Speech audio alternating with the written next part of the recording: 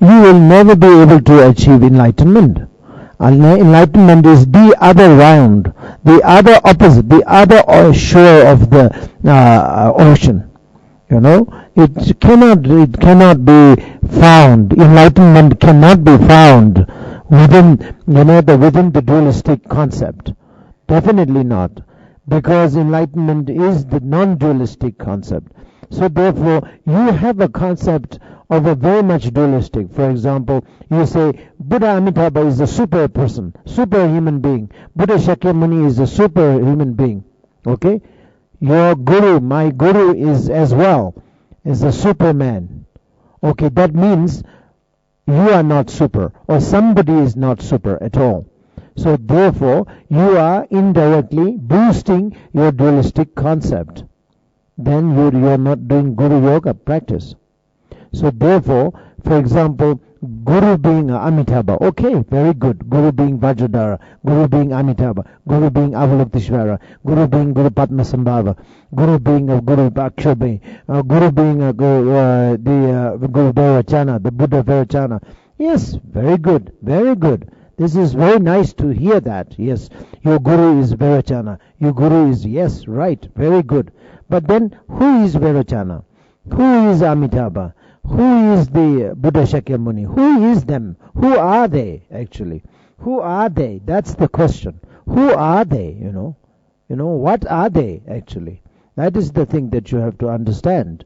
They are not Buddha, they are not Lord, they are not super, they are nothing. They are your emotion, your afflictive emotion, your desire. Some of them are your desire. Some of them are your anger. Some of them are your jealousy. Some of them are your pride. Some of them are your ignorant. That's it. All the thousands of Buddhas and the Bodhisattvas are the manifestation of your own mind, which is exactly the same as the how your anger manifests from your mind, how your desire manifests from your mind. That is the thing. Your mind manifests in anger and then do sorts of nasty things. And your desire manifests from the mind, and then you steal and you do all sorts of nasty things. Your jealousy is also manifestation of your own mind, and then also derive into wrong deeds and all these things. So similarly, that all the Bodhisattvas and Buddhas are the manifestation, are the manifestation of, manifestation means like manifests from your mind. It is your mind that how do you say? It is your mind. It is your mind manifestation. So that is the reason why we say that when the mind is manifest into the desire, that is Amitabha. When the mind is manifests into the anger, anger itself is a Vairocana, the Buddha Vairocana. And then when the how do you say? When the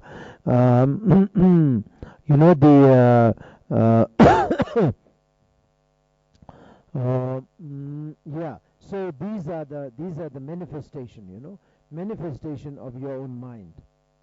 So therefore, when we talk about manifestation, Buddha being a manifestation, Bodhisattva being a manifestation, this is nothing to do with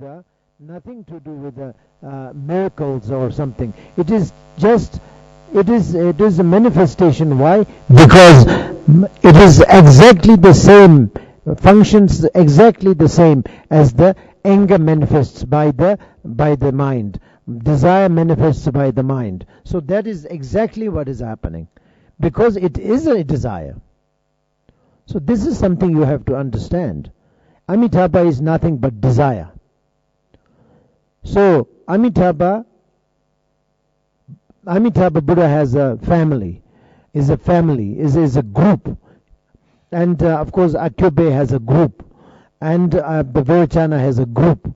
So of course Amitabha group includes the Avalokiteshvara, Guru Padma Sambhava, and all these, the He Vajras, the He Harya Girva, and all these Buddhas and Bodhisattvas. Many of them are the Amitabha group. We call it group of lotus. So it's a group of lotus. So they are the desire group. So we have to understand it is with us. As long as we have anger, we have a Vairochana appealed and appears very vividly. It's there. As long as we have a desire, that the Amitabha is very much functioning, very much activated. And if the anger is not there, then Amitabha is not there. That's for sure. That is not right. That is the reason why Vajrayana always say anger and afflictive emotions need to be there, but it needs to be understood. Not like us. The common being, we have a lot of afflictive emotions, but we do not understand what is reality of the afflictive emotions. Therefore, we need a lots of Guru Yoga. We need a lot of practices. We need a lot of exercise and the yoga practices in order to realize, the anger, realize the desire, in order to realize the ignorant, in order to realize the jealousy of ourselves. That is the reason why it's all finally the same. All Buddhas and Bodhisattvas are finally the same. Why? Because they all are manifestation of mind. They all are anger, either anger or desire or hatred or jealousy or ignorant. However, all of the afflictive emotions are equally manifestation of mind. So they are the same. That's the reason why we Buddhists, and especially Tibetan Buddhism and the Vajrayana Buddhism rather, we believe that Buddhas are same. There is no need to have a sectarian thought between the Buddhas and the Bodhisattvas. Entirely, basically same. But manifestations are different. They manifest in differently. The Buddha Amitabha is different look-wise, manifestation-wise, different. Totally different from the Vairochana. They hold the things different, the colors are different, the sitting postures are different, and all are different. So therefore, they all are different. That means the external appearance is totally different. But actual fact, they are all the same. We always repeatedly say that. And we, as a practitioner, we always need to know that they are the same. But same means what? The secret or the whatever, the message of being same is actually what really it says is that, the all are the manifestation of the mind. It is no different.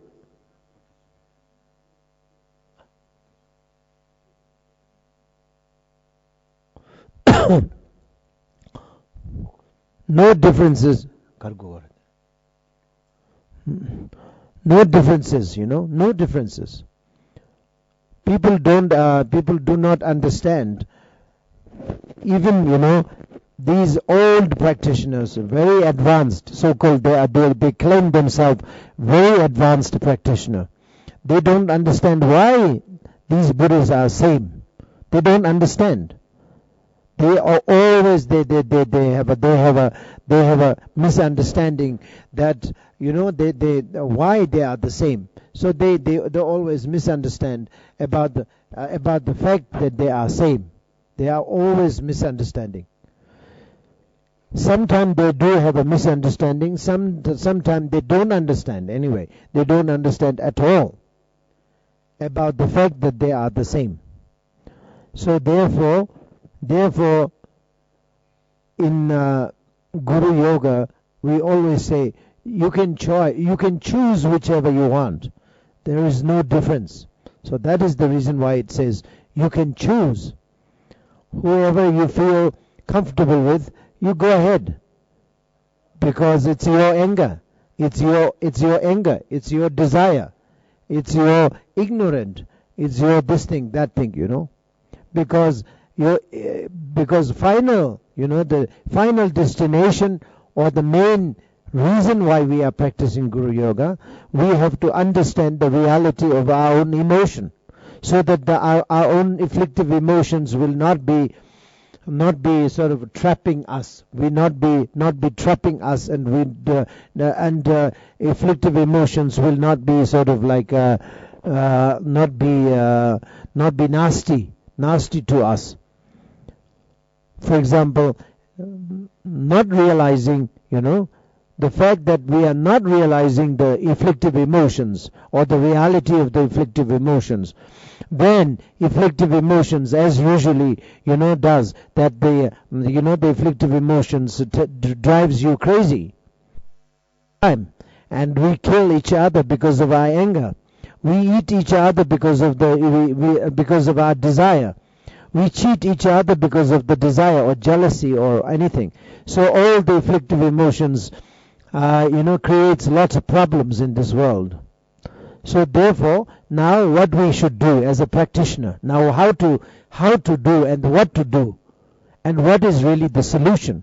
Solution is that you have to understand. You have to do something so that you will understand the reality of afflictive emotions, so that the afflictive emotions will no longer destructive. Afflictive emotions will no longer obscuration. Will not be trapping you from trapping you to the down to the world, down to the samsara. Instead, afflictive emotions will sort of like enlightens you. It lightens you. It'll sort of like it'll support you. It'll give you the enlightenment. Why? Because enlightenment is nothing but reality of afflictive emotions. Reality of, for example, as I said before, reality of the desire is Amitabha. Reality of anger is the Vairochana, and etc., etc. All the 5 Buddhas and all the Buddhas, thousands of Buddhas, all are thousands of your afflictive emotions, which comes in manifestation of thousands, thousands varieties. So that is the thing. So, bearing this in your mind, now when you do meditation, when you do yoga, the Guru Yoga, now you have to understand, when you visualize Guru as Amitabha, what you are doing, what are you doing right now? You should know what you are really doing, what you are really up to. You are visualizing Guru in the form of Amitabha. Why? Because you want to understand everything as a manifestation of your own mind.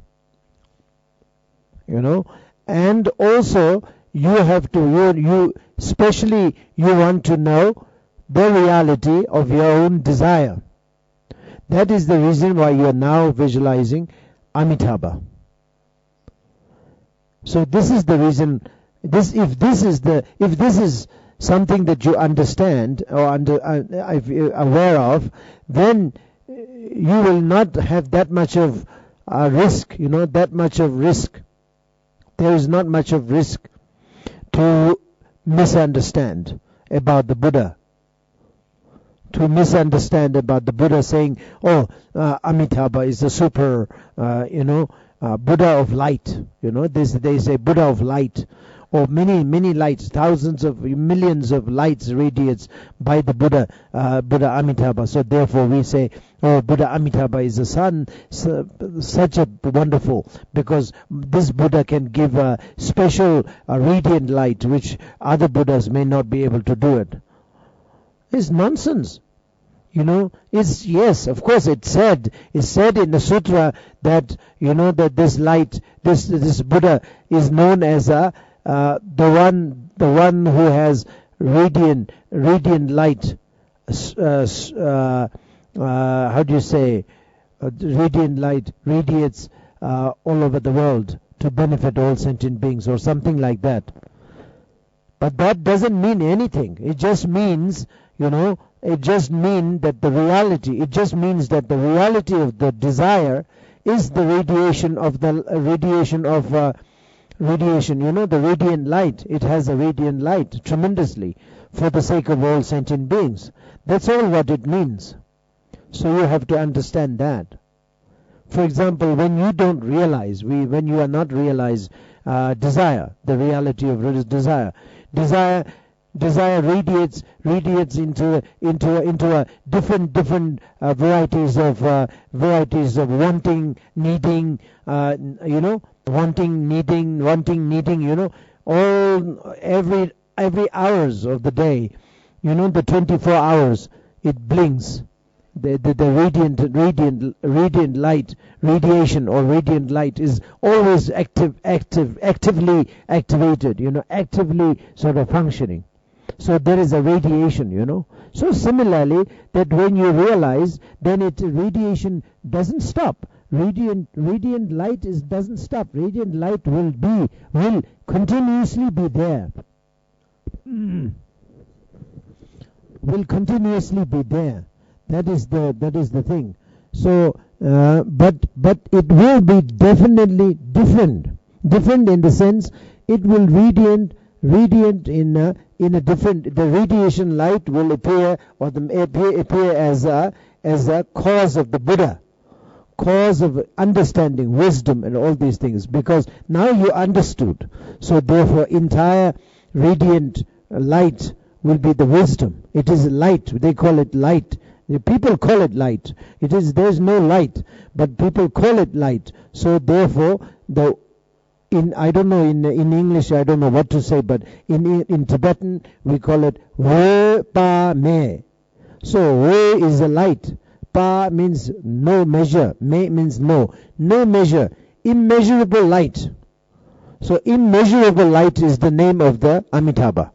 So this means, this sounds that the Amitabha has a radiant light, like a immeasurable light, like a sun. But it is not true. Amitabha doesn't have a light. Amitabha is not there anyway. Amitabha is just illusion. It is not there. Forget about light. But there is no Amitabha anyway. So what is Amitabha then? If you say there is no Amitabha, then what is Amitabha? Amitabha is, as I said, I have to repeat again, Amitabha is your desire. That's it. So then why Amitabha? The sutra says Amitabha has many lights. What are the lights? These lights are the same as your desire. Your desire has a lot of light, lot of action, activities. The desire is one of the main afflictive emotion that really radiates a lot. It has a very strong radiation, if you like. You can call it like that. Desire is one of the biggest radiated kind of afflictive emotions, more than any other afflictive emotions. Desire is one of the biggest, major afflictive emotions. You can understand that too. We are eating, talking, laughing, crying, doing all sorts of things. Mainly, the life is mainly controlled by the desire, not by the anger, not by the emotion, other emotions. Other emotions are there too, but mainly, if you check yourself, if you investigate yourself, you will know that your life is mainly controlled by the ego. No, ego yes, but the desire. The desire is the strong, it has the strongest radiation. It really moves entire world.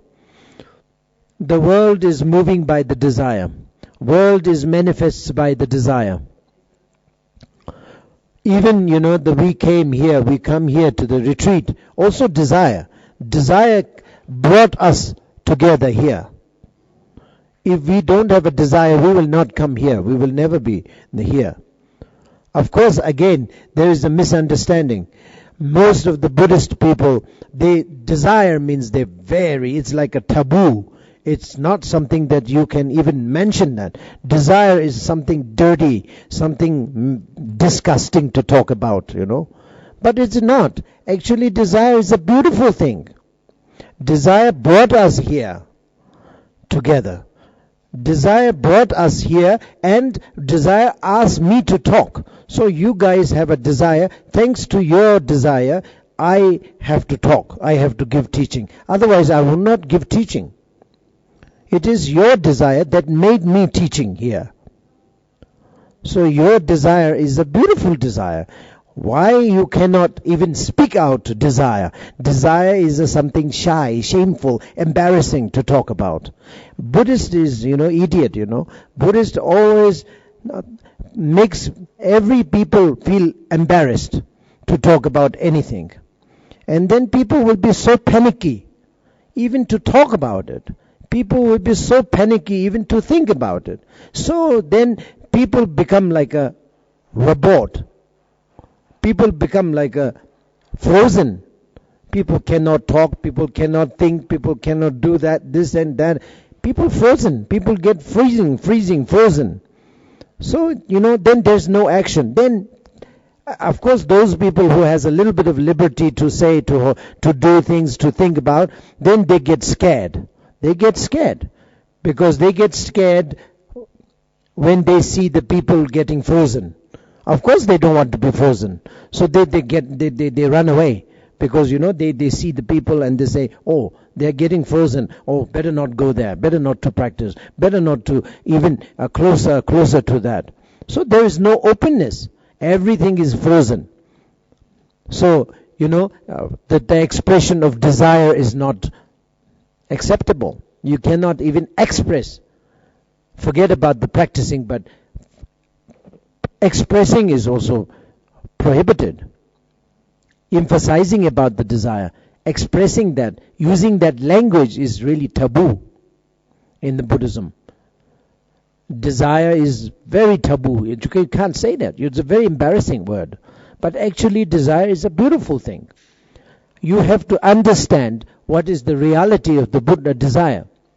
On top of that, then this actually what I meant to say is that that takes you to the understanding of the Buddha Amitabha, that you are going to visualize on top of your crown or maybe in front of you in the sky, inseparable from your guru. So this actually means your guru is nobody but your own desire. The guru is nobody but your own afflictive emotions. So therefore, that is the reason why, as I said yesterday, guru is a union. Guru is a universal truth. You mustn't see a guru as a human being. You mustn't see Buddha as Buddha. The Buddha Amitabha as Buddha. Or the Buddha Amitabha as a super person, superior. If you think about the super, then it's very wrong. So you have to understand all are your desire. The Amitabha is your desire. Avalokiteshvara is the manifestation of desire. Guru Padmasambhava is a manifestation of the desire. So these are one group. So it's the same thing. Anyway, Sutra said Guru Padmasambhava is manifestation of Avalokiteshvara. Manifestation of Amitabha. Avalokiteshvara is manifestation of Amitabha. The green tower is manifestation of Amitabha. So this is Sutra's language. Manifestation of Amitabha, which actually means it's the second development of desire. These are the second development of the desire, and the Amitabha is Amitabha itself. The Lord Amitabha, Buddha Amitabha, whatever you may call, is the desire, nothing but the desire. So one of the five major aspects of the mind. One of the five major aspects of the mind. Sometimes we call it, in a samsaric language, or these are the five major poisons. So it's a very big. So this is what we make people very frightened to talk about. Poisons. Wow, terrible. So this is the poison. This is not even worth it to even talk. It's a poison. It's embarrassing if you have that poison. Yes, it is poison, because if you do not know the reality, then it is poison, because it makes your life horrible. Desire makes your life horrible. Anger makes your life horrible. I mean, this is very understandable, We don't have to talk about it. You just have to understand. Yes, my anger ruins my life. My desire ruins my life. My jealousy ruins my life. I can understand. Everybody can understand. Everybody can look each other and say, okay, that is what is happening. So it is understandable. The Buddhist doesn't have to talk about. It's understandable. But what we have to really understand is now, what is outcome of these afflictive emotions? The afflictive emotions really, you have to, if you know the reality of these afflictive emotions, really these five afflictive emotions are major, what do you call that? Major Buddhas. The five major Buddhas. We call it five families of Buddha. Five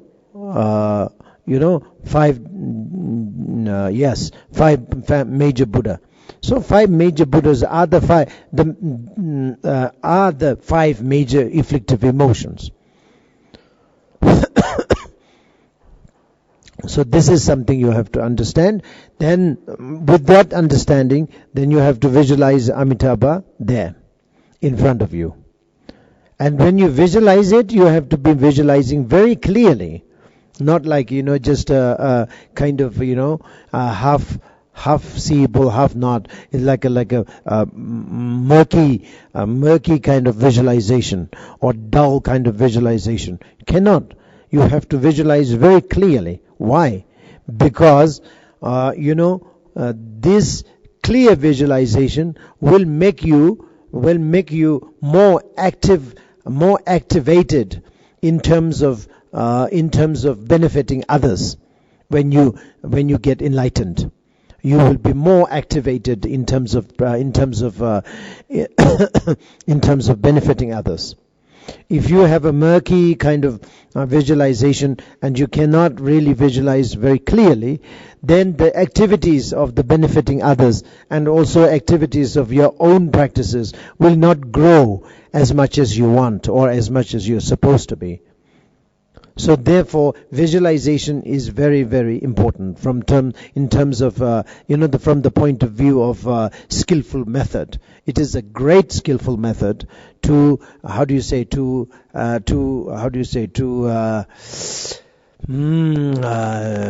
activate your own energy and to activate your own understanding and etc.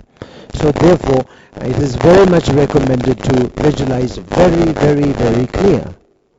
That is also one of the reasons why, nowadays, of course, you have a television and video, CD, VCD and DVD and all these, I don't know, whatever, so many, many things. Now it's, again, I think we have a lot of varieties of, a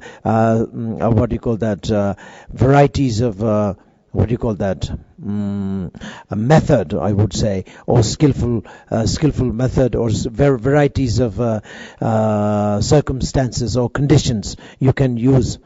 But before, in old time, we have the only thing we have is tanka. In Tibetan, we call it tanka. In the West, I don't know what they call, but I think it's just a painting. The painting. Painting is the only one that we have. So we paint Avalokiteshvara, we paint Amitabha, we paint all the Buddhas and Bodhisattvas and all these Dhaka and Dakinis, and then you hang You hang that painting in front of you. Because for those people who cannot visualize very clearly, then they have to hang the tanka, hang the painting there, and then look at this tanka for many hours, until you really sort of like can sort of mesmerize yourself with the vision of the vision of that Buddha and Bodhisattvas, whatever you are visualizing. You have to do that. So this is a method. Nowadays, unfortunately, the painting, so-called tanka is the decoration.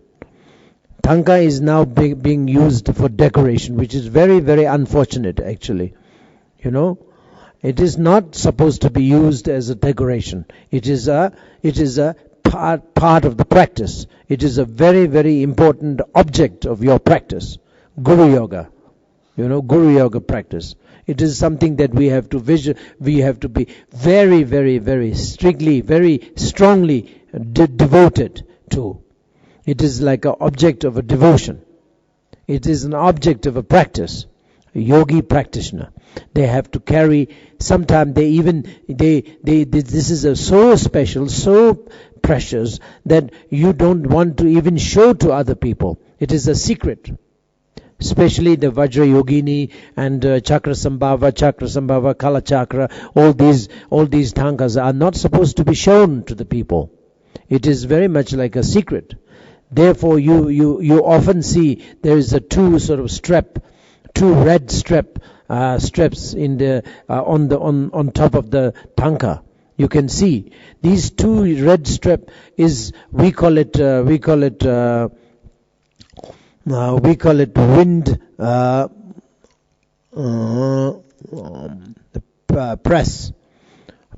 wind press or something like that. If you literally translate into English, wind press, which actually means it's supposed to be stopping. The pressing down the cover. If the wind come and blow, it's supposed to be covering the what do you call that? Stopping the cover from blowing by window. Wind blowing by wind. Because if the wind comes, then the cover. How do you say? It opens the cover, tanka. So then everybody can see it. So it's so secret that people cannot see it. So therefore these two red strip is there. The old traditional tankas. Now I even saw that. Nowadays no tanka has that. Just a red strip. That's it. Of course red strip will also be flying, flying by the wind, because it has nothing. But the old ones, they do have a very heavy stuff put in there, so that the wind cannot be blowing away. So then that will keep the cover firmly, so that the people unexpectedly people cannot see it. So that is so secret, so precious. Nowadays nobody even practice tanka. Tanka is not supposed to be practicing right now. It is just a decoration, If you are rich, you can buy a lot of tankas. Then you can display everywhere if there is a space, so that you can display, and then you can just that's it, like a perfectly decoration anyway, just a decoration, which is very, very sad. However, what I meant to say is that, if you do not have a skill of the visualizing very clearly, then what is the next option or next sort of a solution to make your visualization clear? You might want to use the the tanka, means the painting.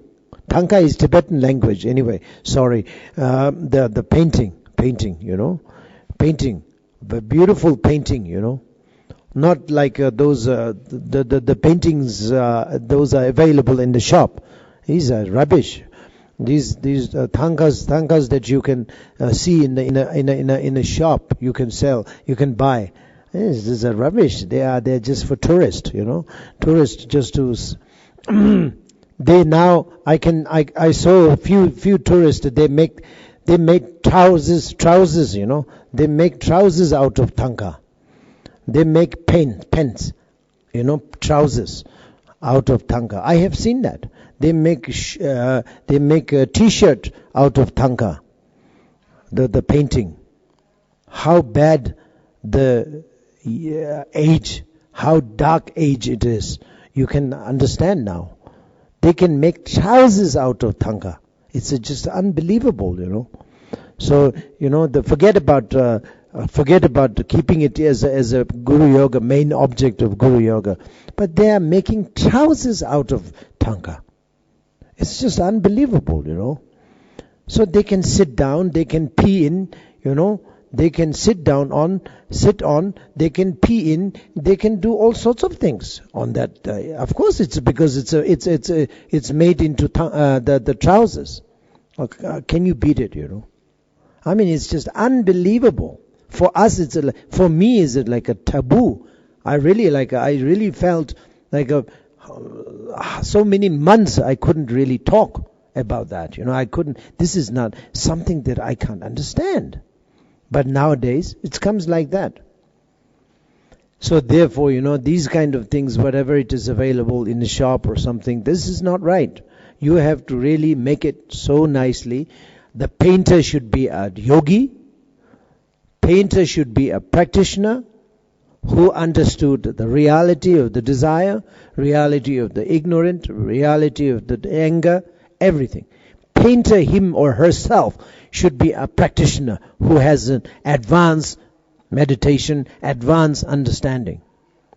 And he should be the painting.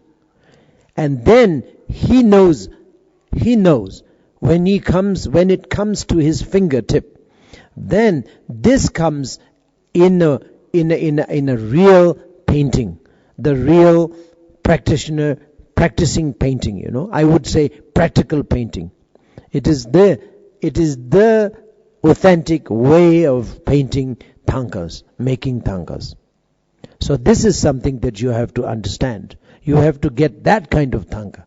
No matter how expensive or how those really, real, true tankas, painting tankas, the true painted tankas are very, very cheap. It's even free. Those expensive tankas are the nothing. It's a rubbish. It's like a garbage, I would say.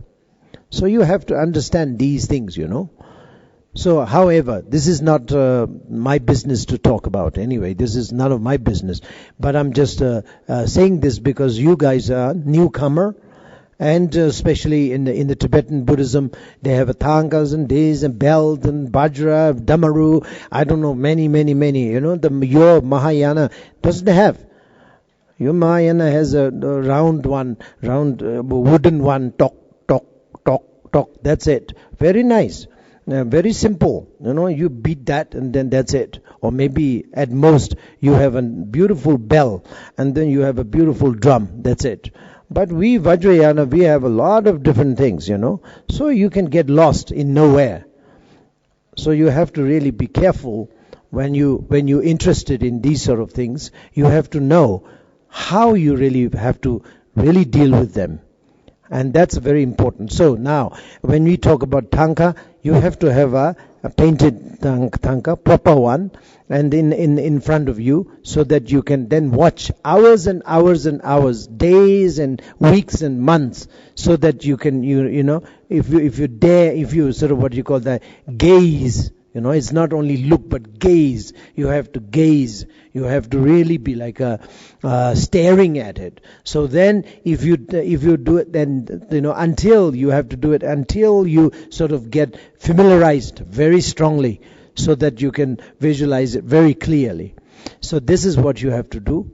And then at the same time of the visualization, as I mentioned yesterday and day before yesterday, you have to have a complete notion, understanding of the being of the Amitabha being emptiness, No, not a Buddha, not a human being. As I mentioned this morning also, same thing.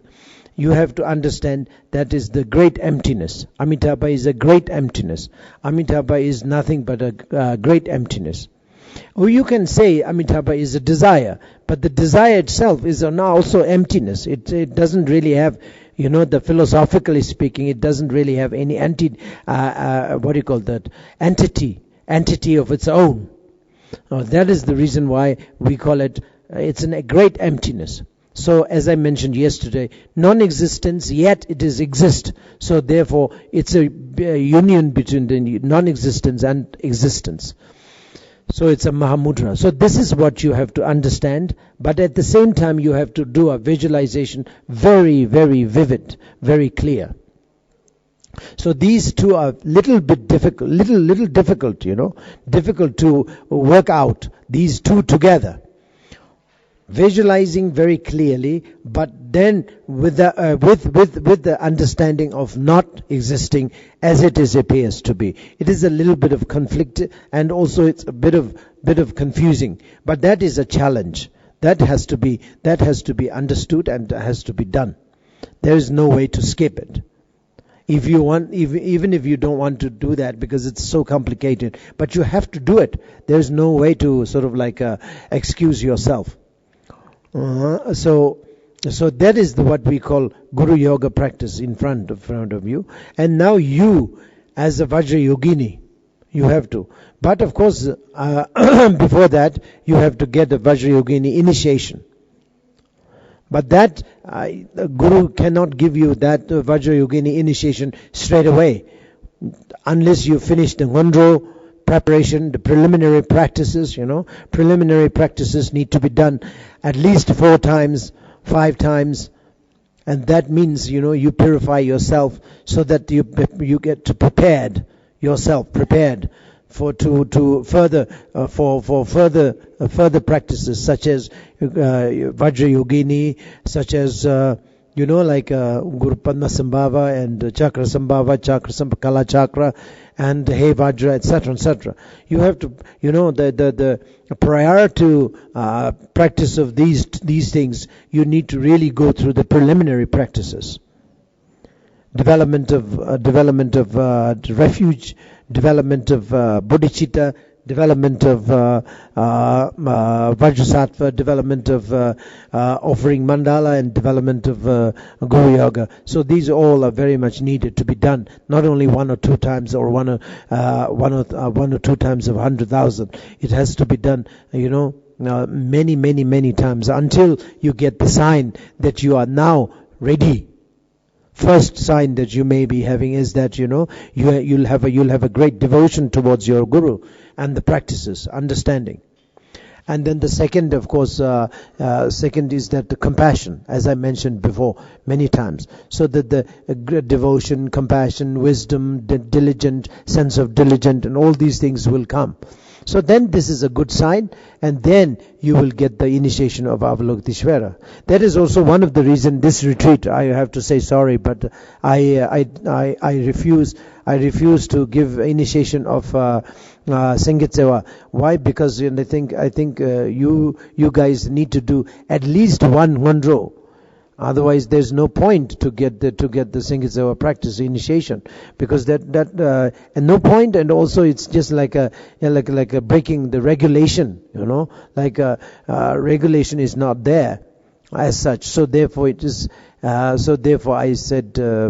I may be giving a Sangit Seva initiation maybe, next time, next retreat or something like that. Until then, maybe, you may be able to sort of finish several sort of practices of Ngondro. However, if you finished Ngondro, or if you got the initiation with a devotional mind, then you have to visualize yourself as a Guru, Vajra Yogini. And Vajra Yogini is nothing but the emptiness. Vajra Yogini is nothing but it's the feminine's energy. Feminine's energy. So that is the thing. So feminine's energy is the masculine energy, feminine's energy, we say. So feminine's energy is, of course, it's the energy that derived from the non-existence, the part of the phenomena that is non-existence part. It is the feminine's energy. And the masculine energy is the existence part. That is the masculine energy. So masculine energy often comes as a male deity, male deities, male deities, and the feminine's energy often comes as a feminine, female deities. So that is the thing. All the female deities comes or derived or manifests by the feminine's energy, and the feminine's energy is definitely a non-existence part of the existence, non-existence part of the existence. And then the masculine energy, which often manifests into the form of male deities, are actually the existence. It's the masculine energy. Masculine energy is existence. It's the phenomena, but it's the existence part of the phenomena. So that is the thing. So therefore, it is we do have in Vajrayana practice, we do have thousands of millions, I would say, of deities. Not only one Buddha, but we have millions of Buddha. We have millions of Bodhisattva. We have millions of Dakinis. We have millions of protectors. We have millions and millions of different sort of varieties of Buddhas and all the Bodhisattvas. Even the Buddha also has a female Buddha, male Buddha, and Bodhisattva also female and male, female, and all these things, all sorts of Buddhas. Commonly, of course, quite well known Buddhas are like, we have 100 Buddha, we call it, in Vajrayana we call it intermediate, the Buddhas of intermediate, we call it like that. So intermediate, I don't know why, intermediate, yes, right. So Buddhas of intermediate means like there's many Buddhas. Now these 100 Buddhas are mainly very much physical oriented. It is very much physical body oriented. So therefore it is very much practiced. However, we have a lot of Buddhas and Bodhisattvas.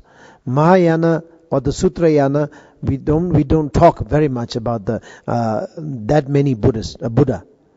Even though we believe, but we don't talk that much, because we don't want people to get confused. So therefore, Mahayana practitioner, a Mahayana student, in front of Mahayana student, we don't talk that much. We talk just 5 Buddhas at most, 5 Buddhas, and then 16 Bodhisattvas. 16 Bodhisattvas, 5 Buddhas. That's it. And then there's no Dakinis, We don't talk about it. We don't talk about it because we don't want to confuse them. And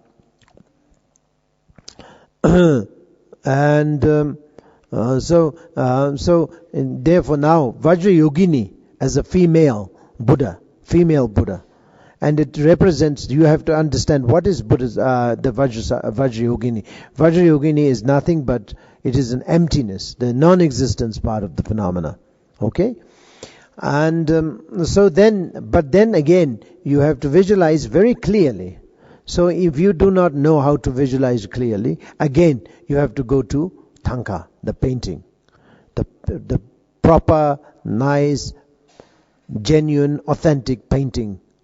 You have to watch and look and then familiarize, get yourself familiarized with the vision and postures and colors, etc., etc. And you have to do that. And all the bottom line, what I'm trying to say is that, whenever you visualize, Vajrayogini, or you have to visualize Guru as a Vajradhara, Guru Padmasambhava, etc. All these things you should not, you should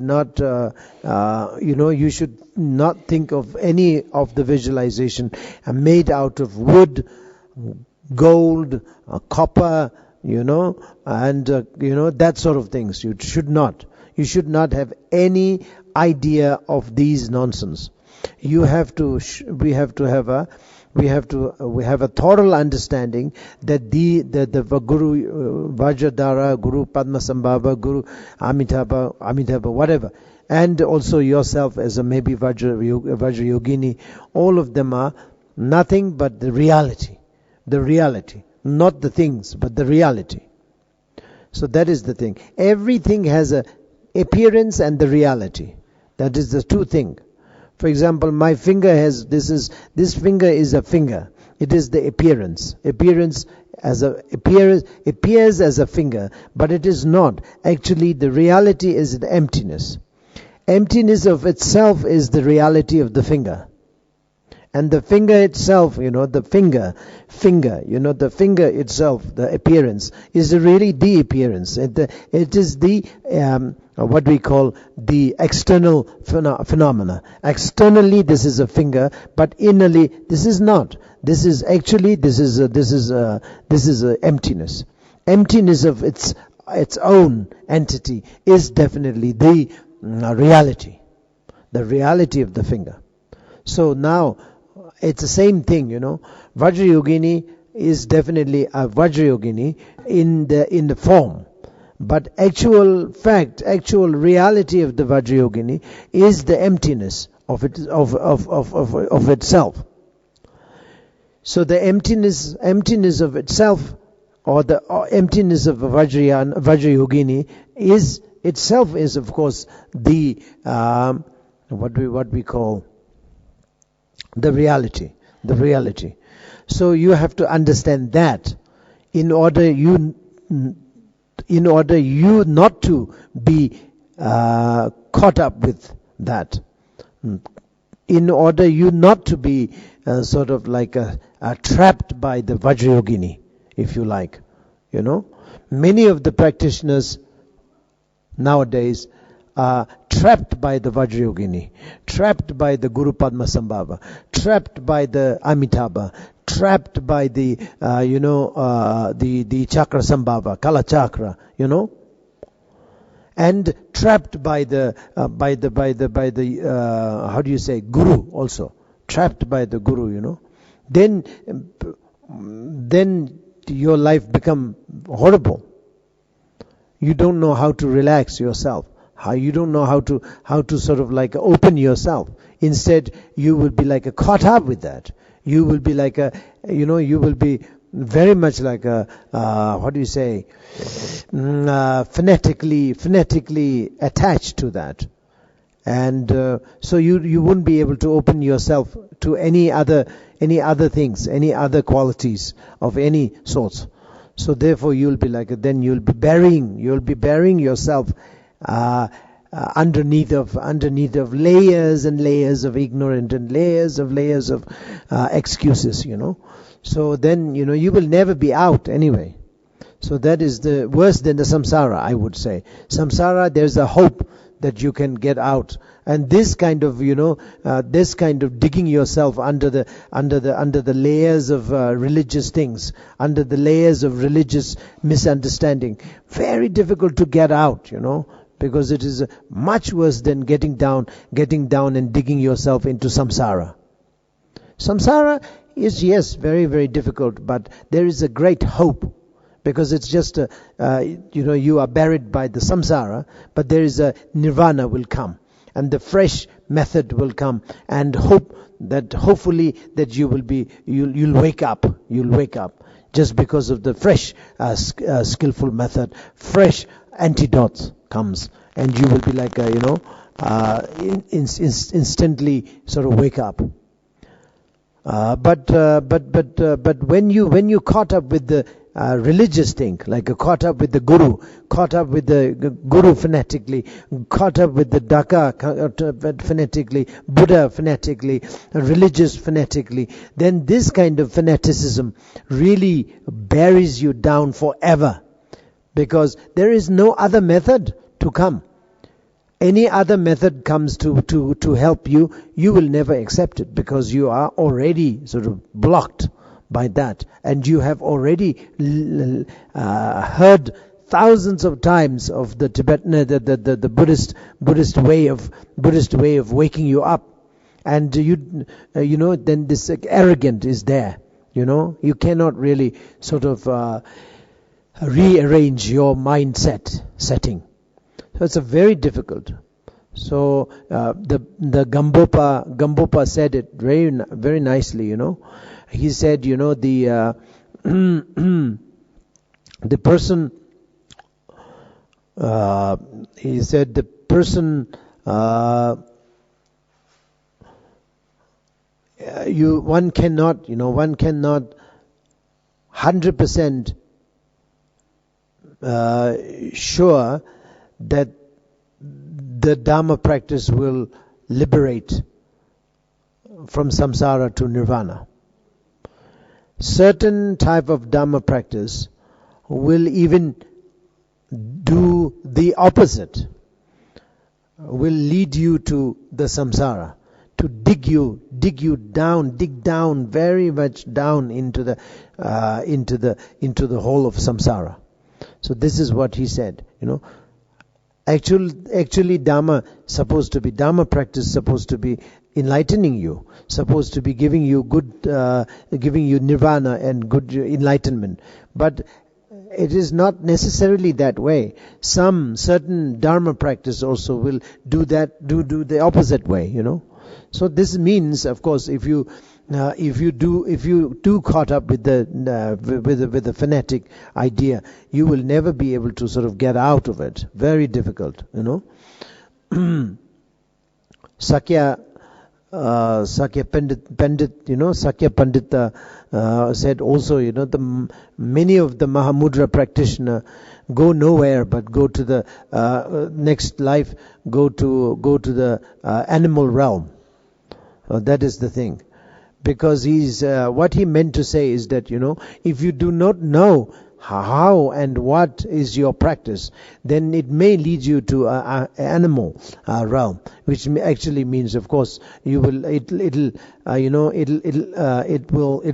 how do you say, you will be caught up with that. You will be trapped by that. So this is the thing. So therefore, Vajrayogini, when you visualize yourself as a Vajrayogini, you need to make sure that you are not looking at the Vajrayogini as a human being or as as even Dakini. Dakini, yes, you can call it Dakini, but Dakini is not Dakini. Dakini is the union. Existence and non-existence. In Tibetan, we call it Ka Ndro. Ka is the space. Ndro means walk. Walk on the space, which means walk represents the action. Walk represents the action, which means the existence.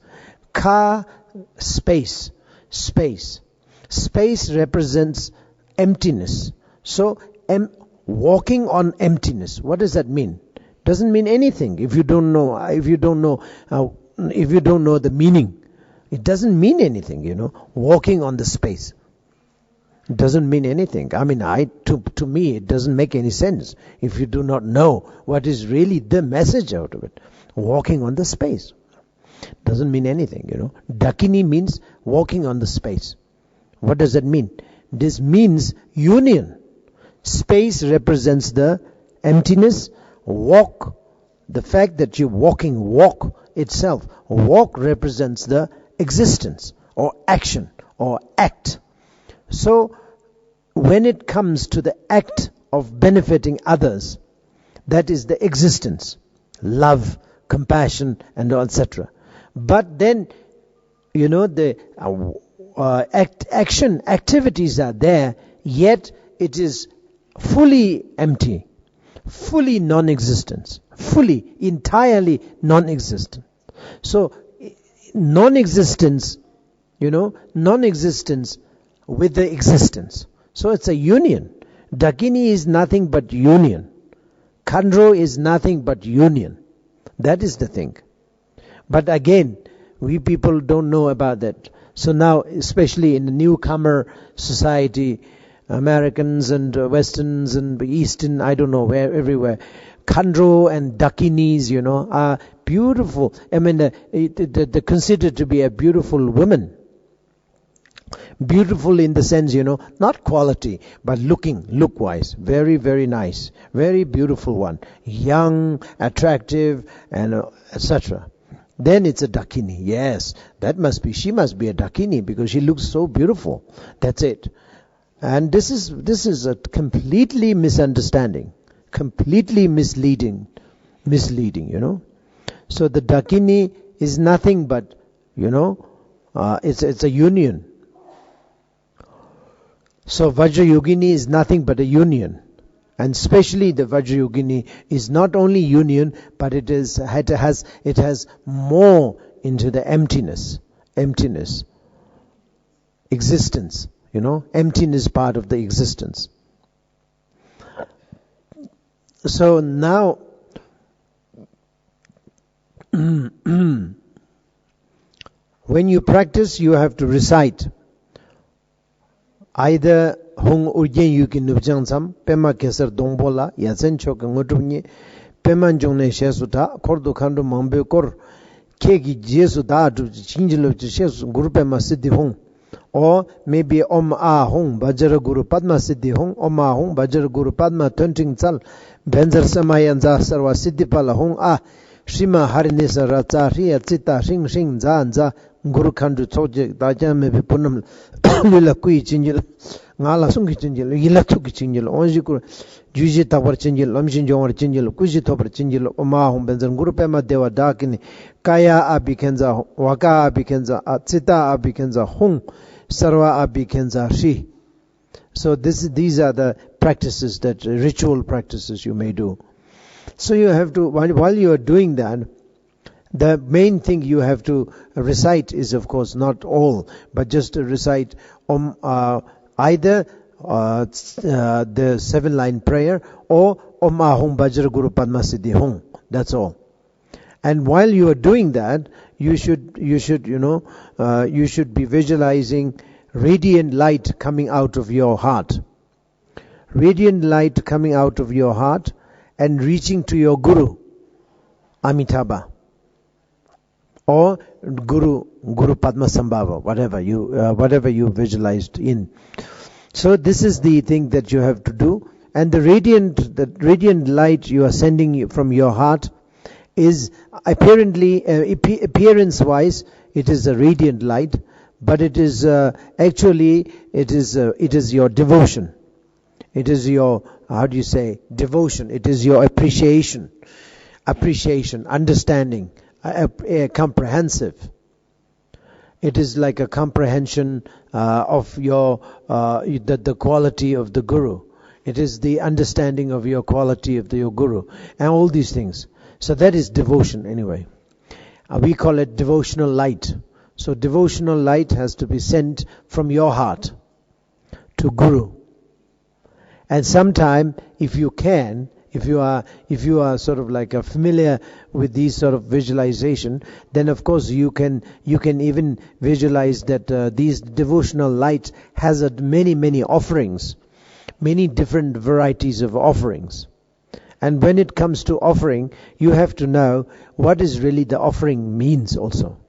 Of course, externally you offer money, you offer clothing, you offer a house, you offer food, you offer flowers, you offer water, you offer tea. That all of these things, of course, is an offering. These practices are known as offering, so it's okay. That is externally. But innerly speaking, it is not only that. You have to know that offering actually means whatever you know, whatever you are attached to. Whatever the things you are attached to gold, you are attached to women, you are attached to a man, you are attached to a baby, you are attached to parents, you are attached to food, whatever the things that you are attached to, that needs to be offered. Why? Because that attachment brings you down in the samsara, and it does nothing but bad job. It does it gives a lot of heavy feeling, very sort of like a very draggy, very big problem. So therefore all the attached object that you may have, that needs to be, how do you say, offered. But right now you cannot offer that way. You cannot straight away, you cannot offer. So now what you are recommended to do is you visualize on the light, on the how do you say, infinite light that comes from your heart. You have to visualize those things you are attached to. You have to visualize all of them and then offer it to Guru. That helps you to minimize the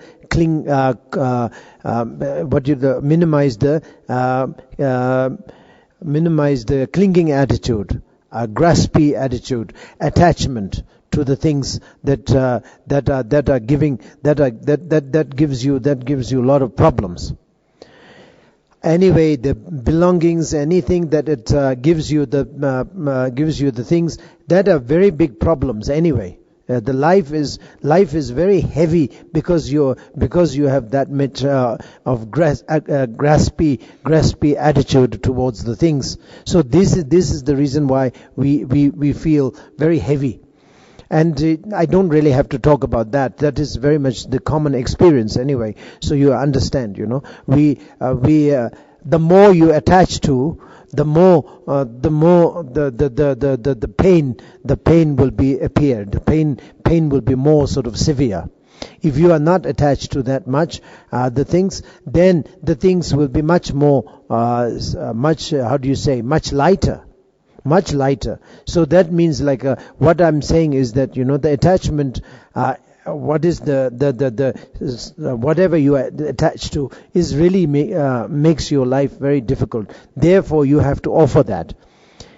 Nevertheless, the secret of the offering, the practice of generosity in Mahayana, in Vajrayana we call it offering mandala.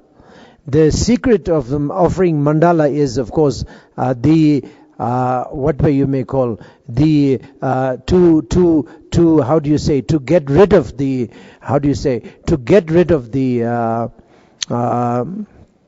attachment. So this is the reason why you are recommended to offer anything, whatever you like, you have to offer. Whatever you feel attached to, that has to be offered. So you have through your visualization you offer.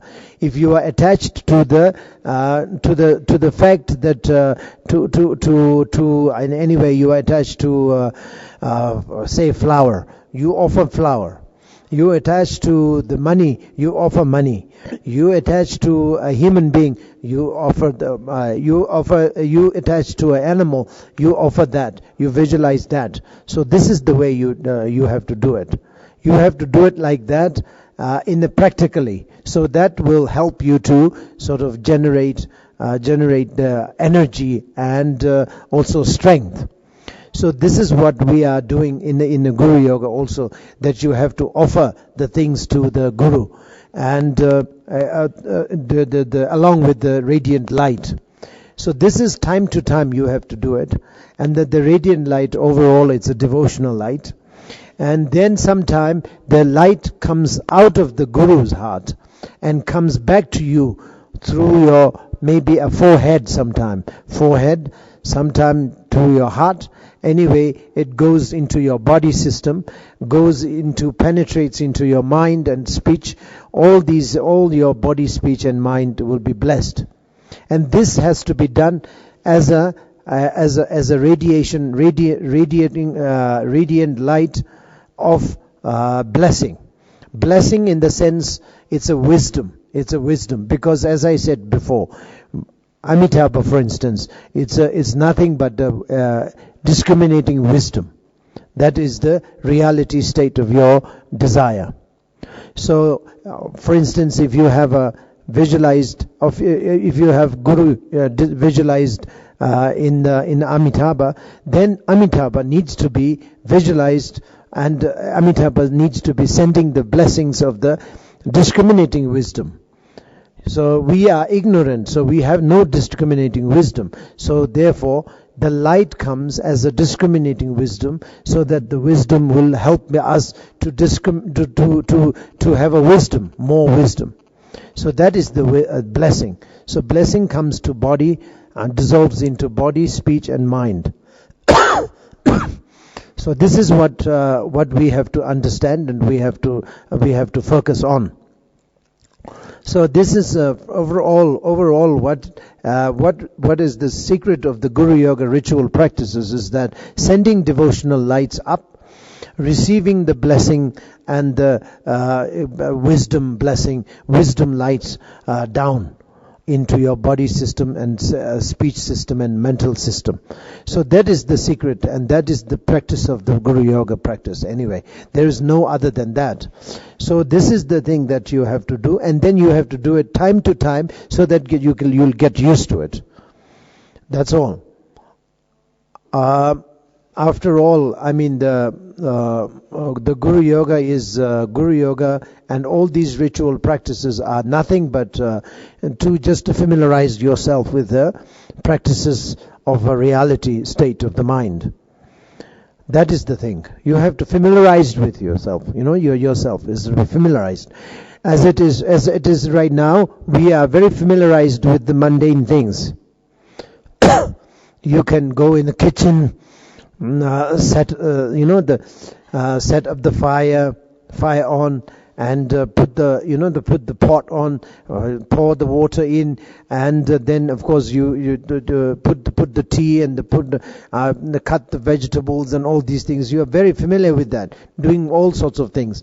And then of course outcome is, of course, there's a delicious food will come, and then you will eat it, and that sort of things. But these are very, very, very mundane thing, and they're very familiar with that.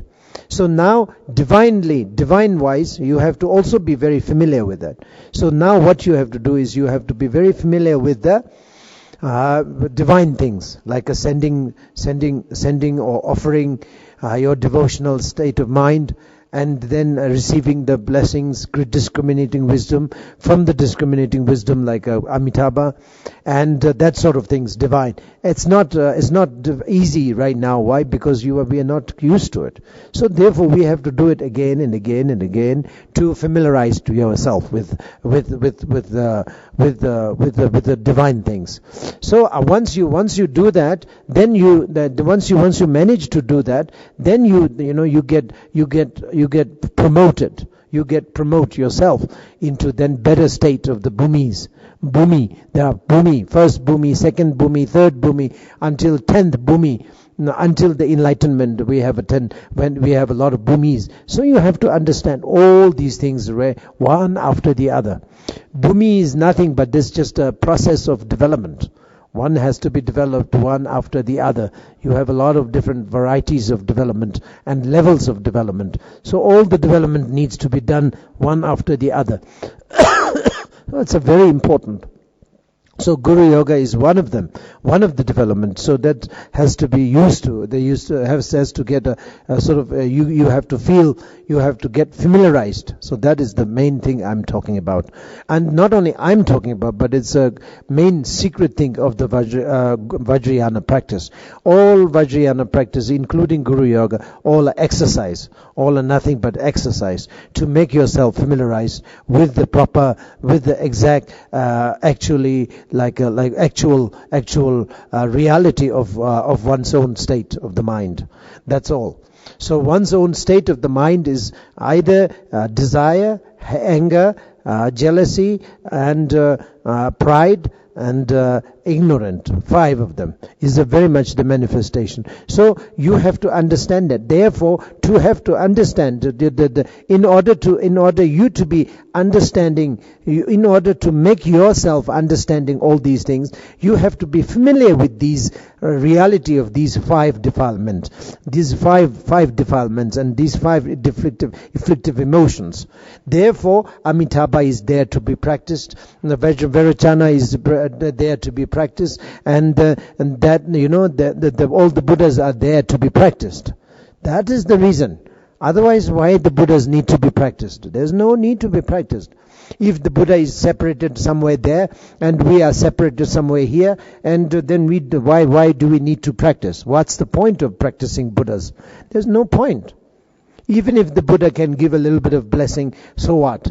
I mean, okay, we need a little bit of blessing, but of course, a little bit of blessing can be obtained from trees and from waters and from elements. All these things we can get minor blessings everywhere. That's not a big deal. We have to have a complete blessings from those 5 Buddhas, and these complete blessings can only be given by the complete Buddhas, complete perfection Buddha. That is great perfection, we call it great perfection. The Buddha of great perfection can only be given this, whatever that is, whatever you may call, the complete Buddha. We call it Yang Takbar Dzogpe Sangye. That is Yang Takbar Dzogpe Sangye will never be gained. There is a Buddha, but there is no Yang Takbar Dzogpe Sangye. Yang Takbar Dzogpe Sangye can only be given, or only be obtained with the blessing of the 5 family Buddha. And 5 family Buddha. Why 5 family Buddha is so special? Is because 5 afflictive emotions are the 5 family Buddha. So therefore it is us, nobody else. It's us. It is us. And in other words, you can say they are within our system, within our mind. So therefore, it is very much assurance, very assured that we can achieve enlightenment, not long,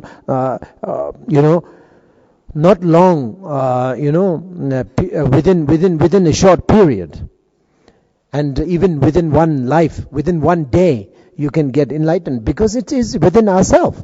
There is no need to watch and look for Buddha, look for enlightenment. It is within ourselves. That is the inner secret Guru Yoga, which is primordial Guru Yoga. So that has to be done, and the recitation, 7-line prayers. In terms of 7-line prayers, you have to do 100,000 7-line prayers.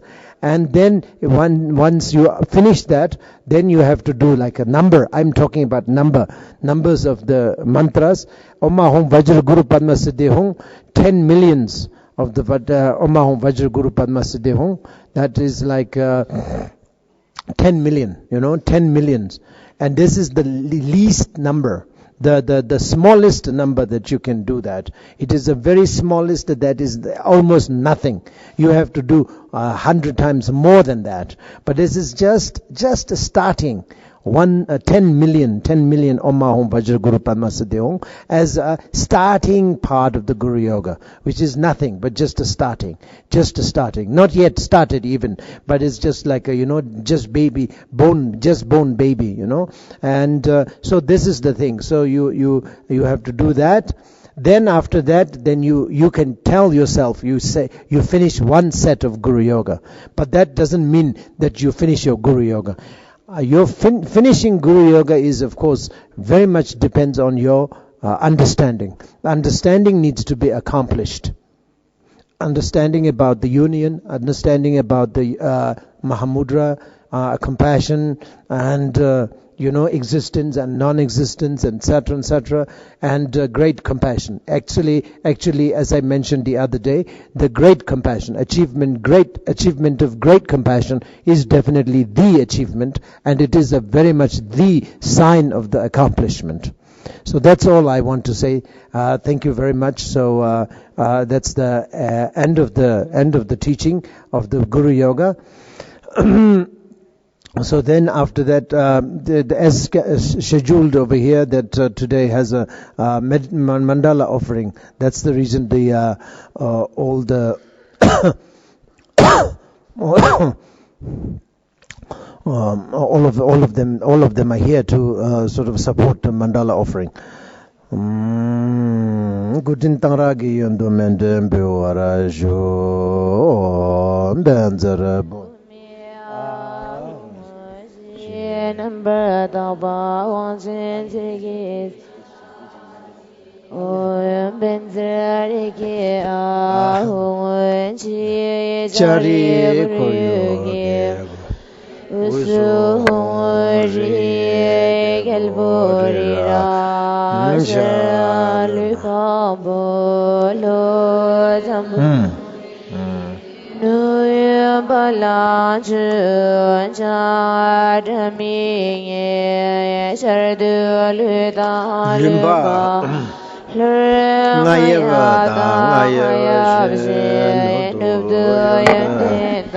Lamjon ro chando dami yengi da rinpo shiye paksam gi shingye de juye ba mamo yempe lo do ya kholo rinpo Nurbu rinpo che junmo rinpo che lonbo rinpo che lambo rinpo che tacho rinpo che mahono rinpo che tere chembo pumpa gekwa ma tewa ma luma karma me do ma do ma nasema tishava ma ni ma dawa rinpo che do chole number Gelse usula gami bajra bunsu zoba matsawa me dingi sume bende lama dambe shema kachugi kurlo kurhe gudin taragi undu bulwagi tukji droye dundu jisu shine jingi labdu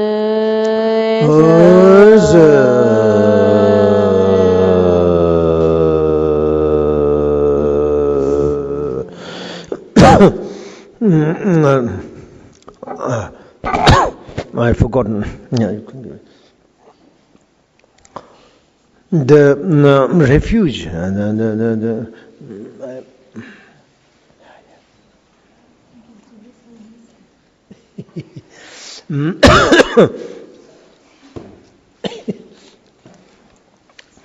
They are asking for refuge, and the refuge actually means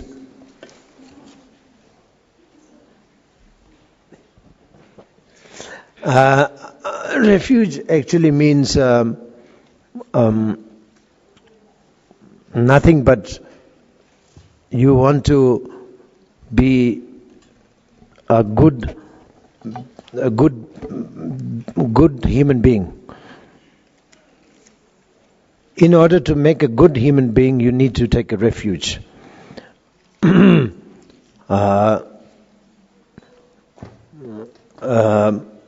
Because the vow of, the commitment, the vow of the refuge is nothing but to be harmless. So if you become harmless, then obviously you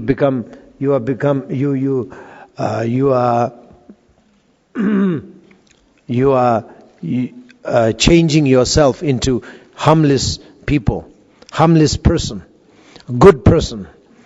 So if you want to be a good person, you have to take a refuge, for example.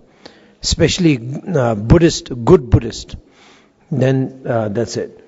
I mean, Buddhist, nowadays we have a lot of many Buddhist people who are not so good, unfortunately, They are namingly they are Buddhist. They claim themselves as a Buddhist. We also see them as a Buddhist, but they are not very nice. I think it's the same with the Christianity, same with the Islamic religion and Islamic and all different sorts of religious followers. They don't follow genuinely. They don't follow the religion, so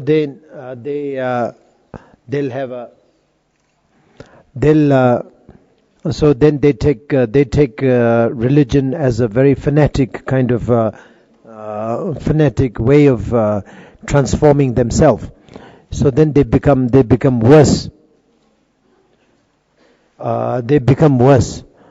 They become worse than the lay people. Those people who are just on the street. They don't know about the religion.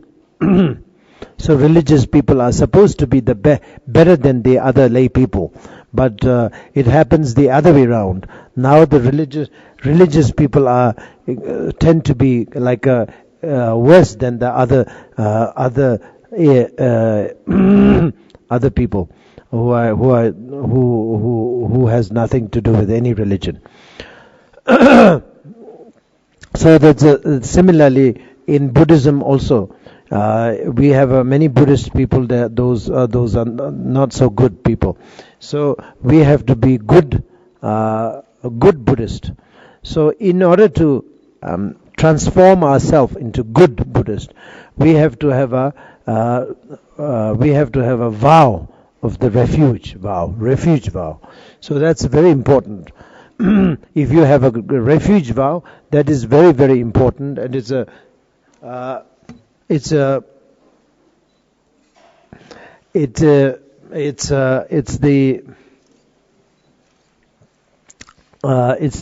only solution, only method to make yourself a good Buddhist. So the main issue of the Buddhist vow or the refuge vow is not to harm anybody. And then the Vajrayana, the Bodhisattva vow is not only not to harm anybody, but then the helping others. That is the most important. So therefore, now you take refuge today as a beginner. You need to understand that you have to from now on, you have to follow the path of harmless.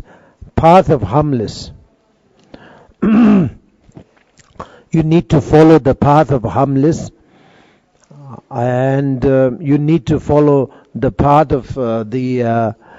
of helping people, also helping beings. So this means you have to take a vow not to harm anybody. Include all the animals and the ants and small bees, etc. All these animals should not be harmed. From today on, you're not going to be harmful people. You are harmful human being.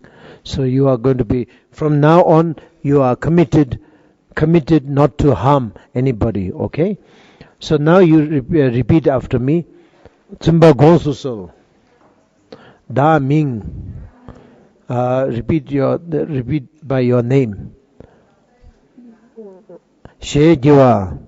Twindine Sonde. Chisi Tsue Pardu. Kanyi Namgi Cho. Sangye La Kepsu Cheo.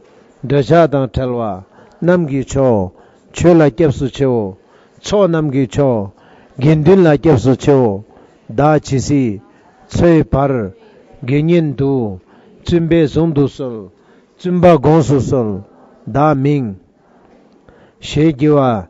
Twindine Sonde. Chisi Tsue Pardu. Kanyi Namgi Cho. Sangye La Kepsu Cheo. Daja Dang Telwa. Namgi Cho. Cho La Kepsu Cheo. Cho Namgi Cho. Gendun La Kepsu Cheo. Da chisi choi par genyen tu chimbe sundu sol chimba gongsu sol da ming shegiwa tundine sonde chisi choi par do kanyi namgi cho sangela kyapsu cheo dasha dang talwa namgi cho chela kyapsu cheo cho namgi cho gendin la kyapsu cheo da chisi choi par genyen tu chimbe sundu sol sumbe tabshin nudin ki temba so wane kyabji da daju to ni genyen do shenge ke chewa shi jeba yin kyo gyula damba chewa yin be tedar shebar jiran di jedu chimba gongsu sol da ming she jiwa tun dine sonde chisi chwe pardo kanyi namgi cho sangye la kyabsu cheo dasha dang talwa namgi cho che la kyabsu cheo cho namgi cho gindin la kyabsu cheo da chisi chwe par genyen du loban ki zondu sol tabino. With this now you have got the refuge vow. So vow actually means kind of a boundary. You have made a boundary, or the frontiers, that you will not sort of like go beyond this boundary, so that you will you will never harm anybody. So this is the kind of a boundary. So you have to have a vow, and you have to vow actually keeps you how do you say keeps you developing further in the process of being a nicer person, good, better person, always, better. Today is going to be the better. Next few hours, you'll be the better person, and next tomorrow that you are going to be better than today, and then within a week you can see a little sort of tremendous change, I would say, and then also then within 2 years, then you can see a great change in your system of way of leading life. So that is what we have to understand. We have to see. You have to see a change in your life. Otherwise, there's not much of point of taking refuge, not much point of doing Guru Yoga practice, not much point of doing all sorts of things. All the points, but the main point, what you really have to understand is, of course, the change, transformation. You have to really transform yourself, your life into better life. For example, better in the sense, you may have a little bit of anger. Every day you are getting angry, but then, now it is like that. But then after a week or two, or after a month or two, after a year or two, you have to see a great change, that you will not, now you are not angry, then you will see sort of like you will find yourself as a not that badly angry person, and the anger will be diminished and a little bit like a lower. You will see less anger in your day-to-day life, for instance. And also the same with the other emotions. You may be a very jealousy kind of person, and now after a few months or years of practicing Guru Yoga, practicing the refuge, then you see, there's not much of jealousy.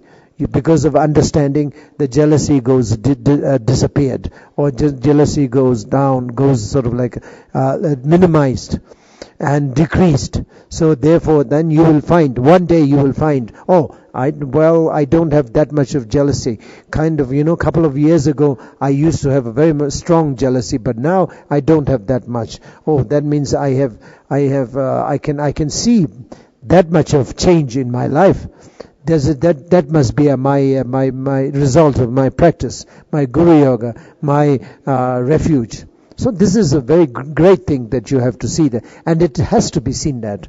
Otherwise, that there's no point of taking refuge, even though you may be like telling yourself as a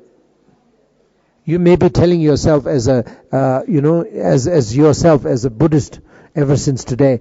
But if you don't have a transformation transformation can be seen or can be sort of can be acknowledged or registered, then this means that means your practicing is not going well. It doesn't really make sense. If you are killing 2 or 3 animals a day, and then after a couple of years of practicing refuge and the Guru Yoga, you don't want to kill 3 animals a day. Maybe 1 animal, okay, but 2 is dissolved, decreased. And then after a couple of after 5 years of taking refuge, then you may not like to kill anyone. So the killing is very, very genuinely you will see that the killing is a really a negative deed. You will see that from depth of heart. That is the result of the practice.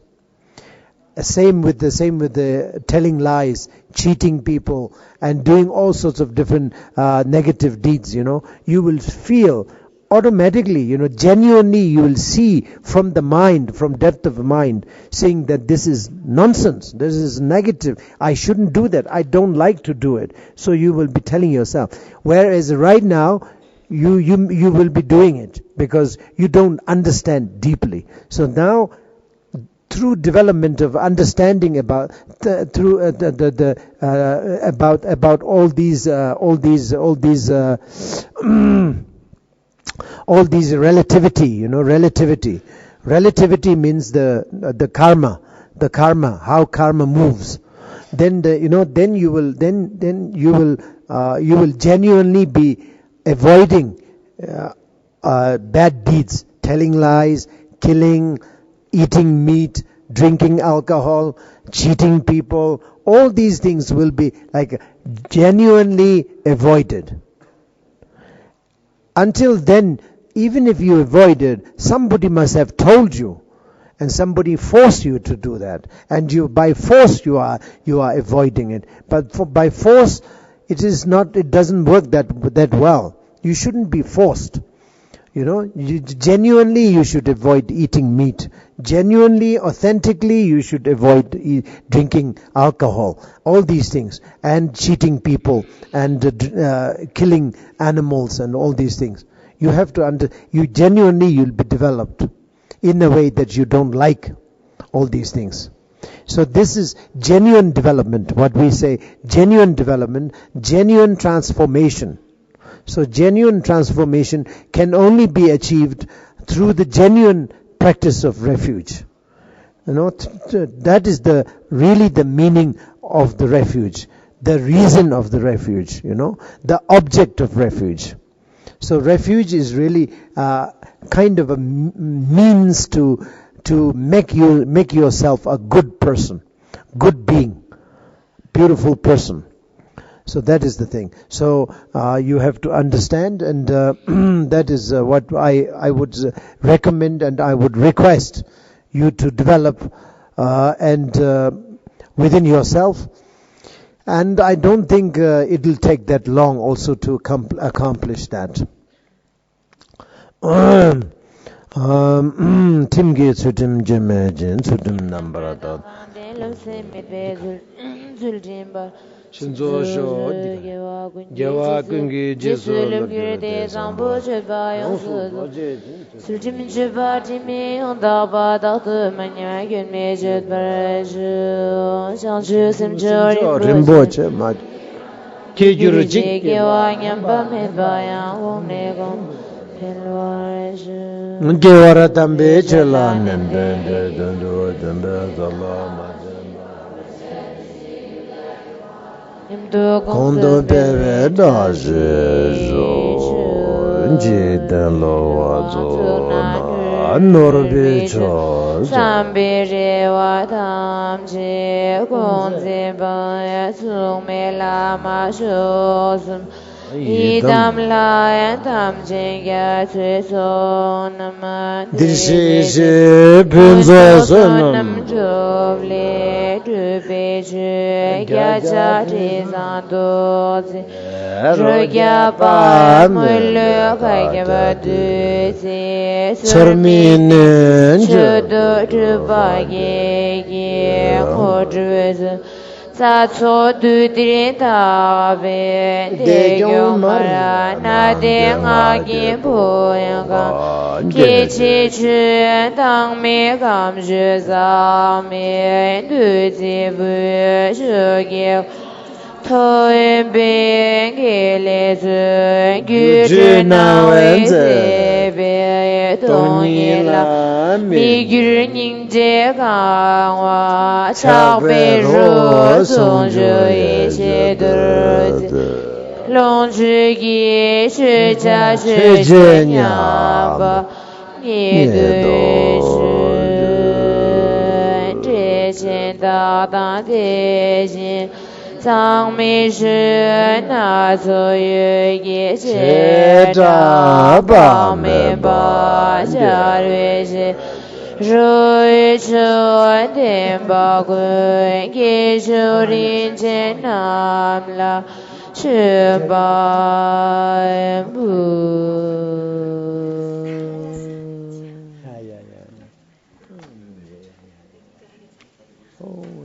Thank you.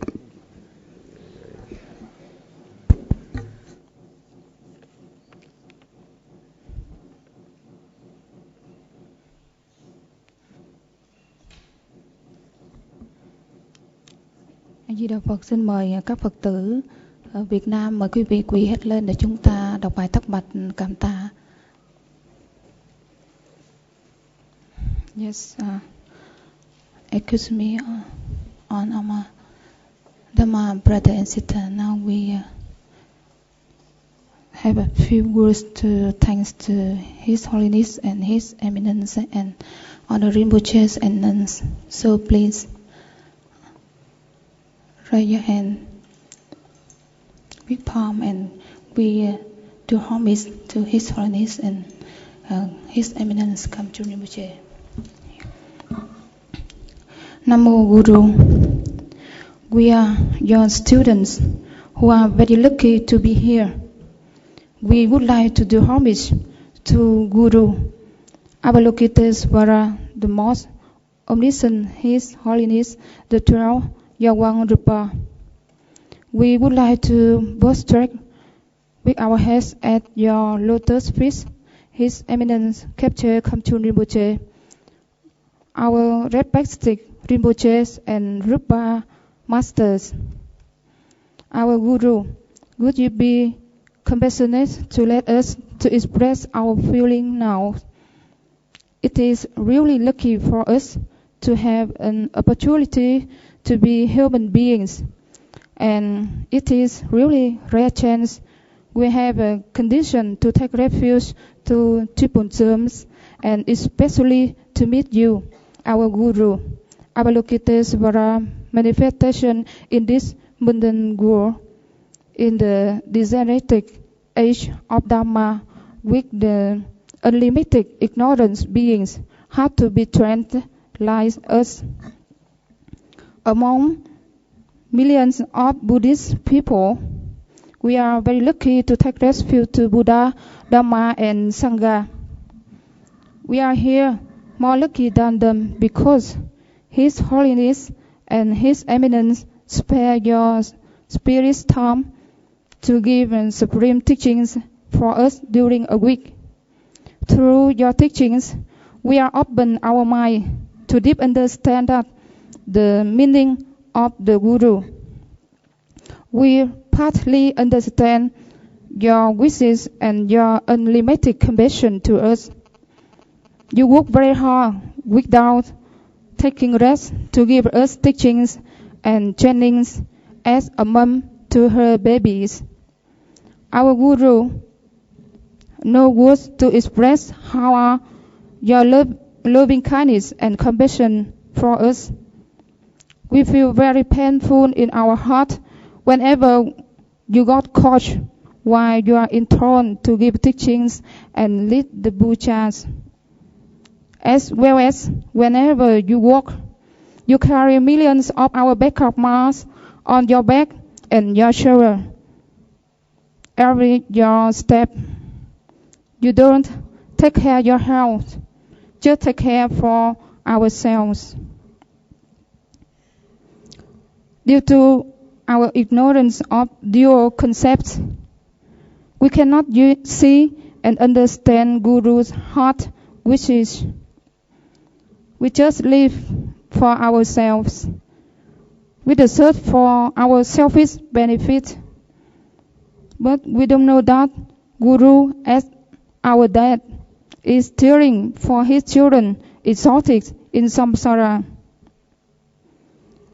With your wishes of taking us off the tie of dual concepts, Guru, like a head elephant who are leading a pride, accept on arrows, bullets, dangers to protect us like his children. Guru, like a rich doctor who bring back for us best eyes to realize the nature of the world as it is. Help us to look at the life with the compassionate eyes, without selfish mind, and to live with love. It is painful and funny that we daily pray for your longevity, while we make you headache with our disturb of this church, jealousies and selfishness. These poisons make us floating in the samsara. Could you, with your compassion, please forgive us for all?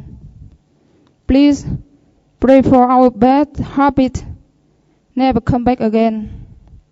Pray for our vacha brotherhood and sisterhood, our onward pure harmony. Pray for the Buddhist seed Guru have planted in our mind will grow very fast.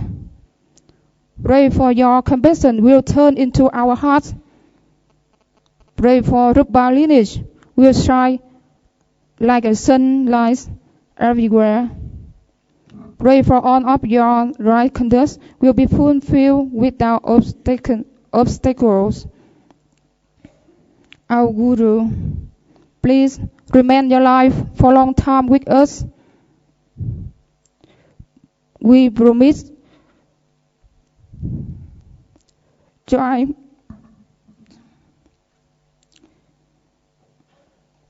our best to practice Guru's teaching.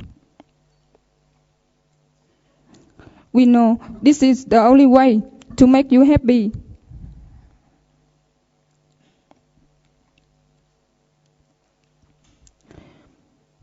Pray for our opportunity to be with Guru. Pray that we shall come back with Guru through thousands of lives for helping on beings. Pray for your smile forever. You are our everything, our Guru. We take refuge to you forever. We would like to express our gratitude to His Eminence Kamchu Rinpoche to give us supreme teachings, and our respected Rinpoches come here to encourage us to practice. May Rinpoches and Rupa Master live good health and long life to develop Rupa lineage, as well as Buddha's teachings for benefits of all beings. We also would like to thank to our senior nuns and all Rup Amitabha Mountain nuns, as well as monks, lay Buddhists, who help us to organize our retreat successfully and beneficially, with your physical help and all forms of support. We would like to dedicate all merits we get in this retreat for His Holiness and Rinpoche's good health and long life, and for the enlightenment of all beings. Thank you very much. Yes, and now please forgive us a little time. We would like to translate into Vietnamese. Yeah, thank you.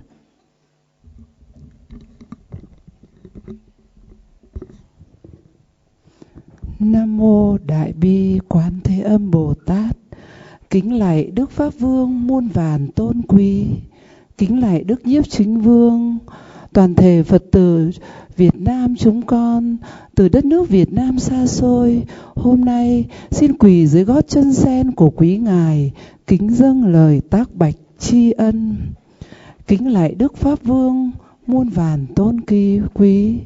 Thật may mắn và hạnh phúc cho chúng con trong biển khổ mông mênh của luân hồi bất tận, bao kiếp trôi lăn, bao kiếp đọa đầy, chợt làm trâu làm bò địa ngục. Kiếp này may mắn thay, chúng con được sinh ra trong thân người quý giá, đầy đủ 6 căn. Và hạnh phúc nào hơn khi chúng con được hạnh ngộ, được hóa thân của Bồ Tát Quán Thế Âm. Trong biển đời, chúng sinh chỉ biết lao vào với cơm áo gạo tiền, thì chúng con được biết đến con đường tâm linh, được sự dẫn đạo của bậc đạo sư tôn quý. Ngài đã trở lại với cuộc đời, cúi xuống, bước vào cuộc đời ngũ trược ác thế, dang rộng vòng tay từ ái, tiếp dẫn chúng con từng bước trên con đường giác ngộ. Hạnh phúc nào hơn khi chúng con được đón nhận dòng chữa pháp ngọt ngào từ trái tim thắm đậm yêu thương của một vị Bồ Tát. Kính lạy Đức Pháp Vương muôn ngàn tôn quý. Những ngày chuyên tu trôi qua thật nhanh. Mới ngày nào chúng con khai thất chuyên tu, hôm nay đã kết thúc. Những dòng sữa pháp từ trái tim, từ trí tuệ của Ngài đã thức tỉnh chúng con, nuôi dưỡng chúng con, thức dậy Bồ đề tâm trong tâm hồn chúng con. Thầy ơi, ân nghĩa mãi không quên, con nguyện chứng chân để đáp đền. Thầy mợ giao chúng con hạt giống thánh, con nguyện mãi mãi thực hành theo. Kính lạy Đức Pháp Vương muôn vàn tôn quý. Bởi vô minh, bởi phiền não che lấp, chúng con bao nhiêu năm tưởng mình hành đạo, bao nhiêu năm tưởng mình xuất gia, nhưng thực tế chúng con sống như một người trần tục, với tham lam, tật đố, kiêu căng, với những động cơ thế tục, không phải vì động cơ xuất thế. Đến hôm nay, sau một tuần giáo pháp, chúng con như tỉnh cơn mê, như được nhận ra được mục đích, ý nghĩa của cuộc đời mình. Được sinh trong kiếp người quý giá, giá trị vô ngần, chúng con đã không biết tận dụng để lãng phí bao nhiêu năm qua. Thời gian cứ trôi mãi mà chúng con không tự gặt hái được gì, mặc dù mang danh là hành giả tâm linh. Thì nay, sau một tuần chuyên tu, được đón nhận giáo pháp tôn quý của bậc thầy Kim Cương Thượng Sư, chúng con ý thức được rằng mình chưa từng thực sống bao giờ.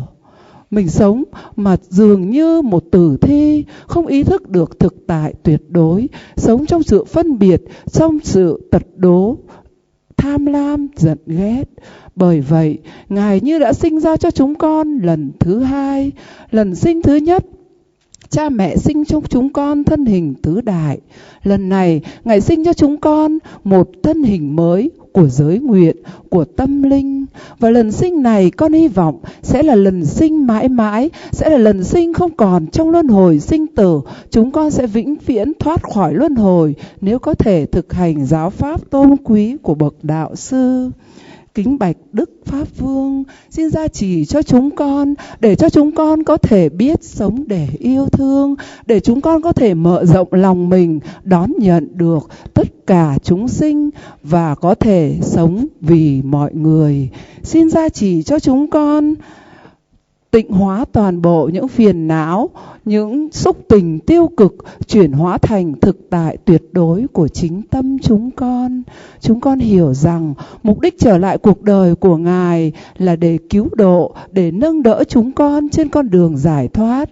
Ngài hy sinh toàn bộ thời gian, sức khỏe và ngay cả sự giải thoát của riêng mình để dành thời gian tận tình, từng bước, từng lời dẫn dắt chúng con.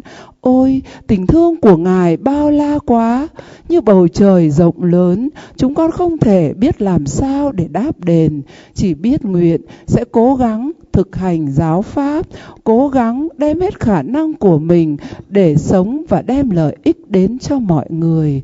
Chúng con nguyện rằng hằng sa kiếp thạch nhân duyên, dù sinh bất kỳ nơi đâu, chúng con cũng được sự nương tựa vào ánh từ quang, vào trí tuệ của Ngài, được sự hướng đạo của Ngài dẫn dắt mãi cho đến khi chúng con đạt thành giác ngộ.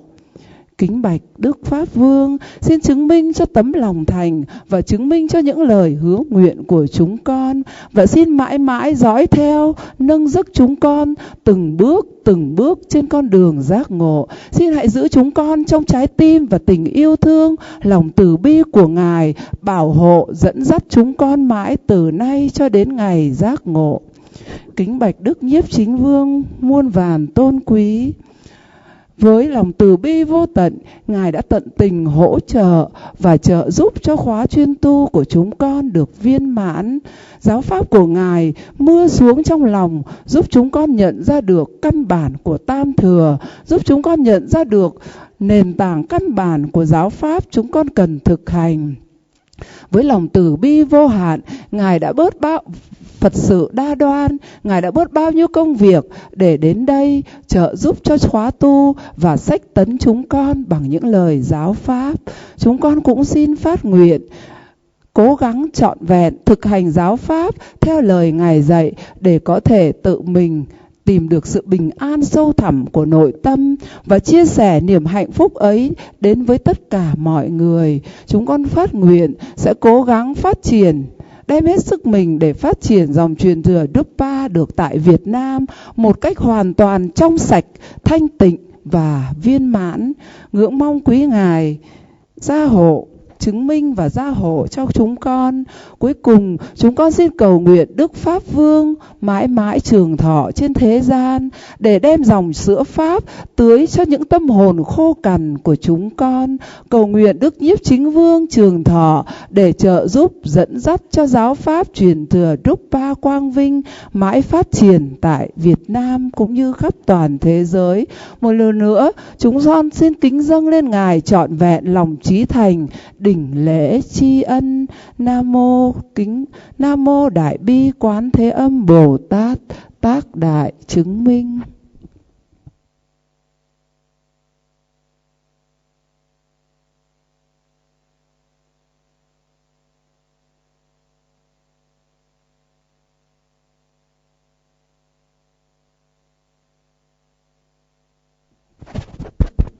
We would like to offer Guru and Rinpoche one song.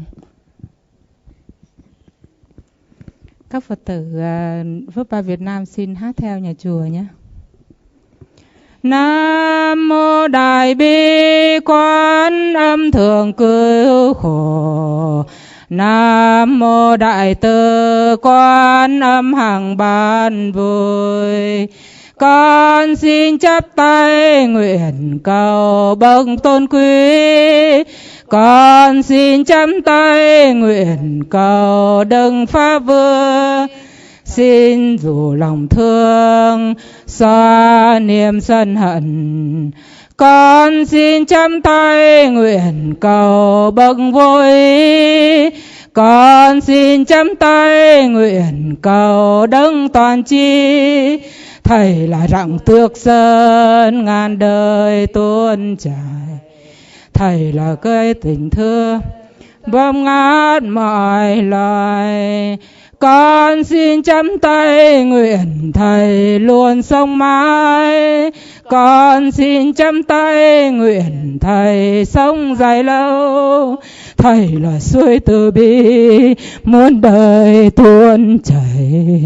Thầy là cây tình thương che khắp mọi loài. Nam mô Đại Bi Quán Âm Thường Cứu Khổ. Nam mô Đại Từ Quán Âm Hằng Ban Vui. Con xin chắp tay nguyện cầu bậc tôn quý. Con xin chắp tay nguyện cầu đấng Pháp Vương. Xin rủ lòng thương xóa niềm sân hận. Con xin chắp tay nguyện cầu bậc vô ý. Con xin chắp tay nguyện cầu đấng toàn tri. Thầy là rặng tuyết sơn ngàn đời ban trải. Thầy là hương ngàn sen thơm ngát mọi miền. Con xin chắp tay nguyện Thầy luôn sống mãi. Con xin chắp tay nguyện Thầy sống dài lâu.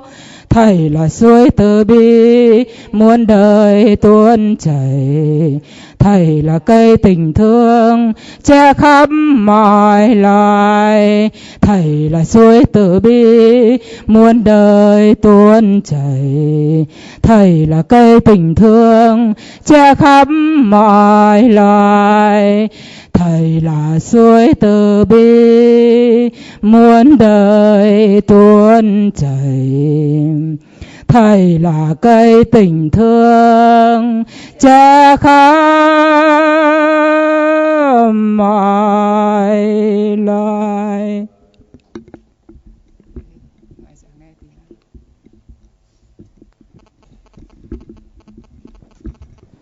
Yes, we thank you, His Holiness, His Eminent Rinpoche, and all of you listen to us.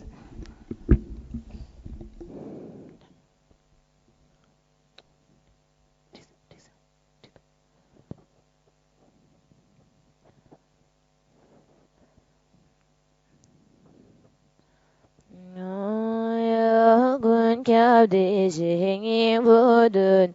Xin nam gül maga güçül davi kara çimiran cübe mazam. Ve ding dişi ve mi dojardı bu. Jig me jing a cübe bao ni rudul ban. Gelbe düzüce vacem bari duydum onzo. Gon giden rebel cabdin şu radın düzam gon bedel cinzu.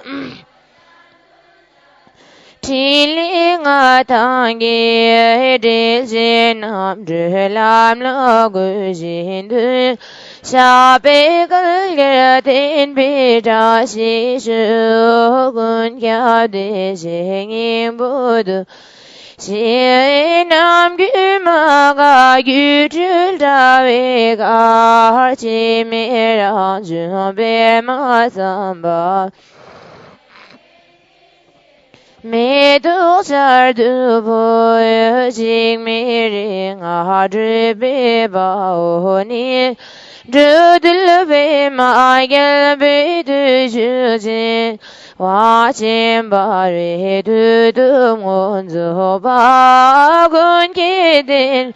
Beldu cabdin şura döndü samgun bedel cinzu.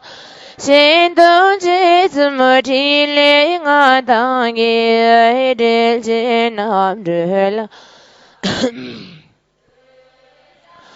Kalgatin bitashi shugun kyabde shengin budun mishin. Nam gülmaga gücül davigar. Çimiran cübe mazamba me. Ding dişi be mi dojardı bu. Jingmiring adrebe baoni.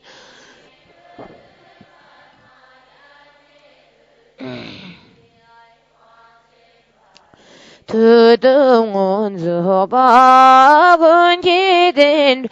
Beldu cabdin şura döndü samgun bedel cinzu. Shindun cizmı çiling atangi edil cinam drölam lagu jin. 下辈个个定比扎西什斯地度吉崩也吉没度。Ding did the be my gosh be God. Can I do what you get?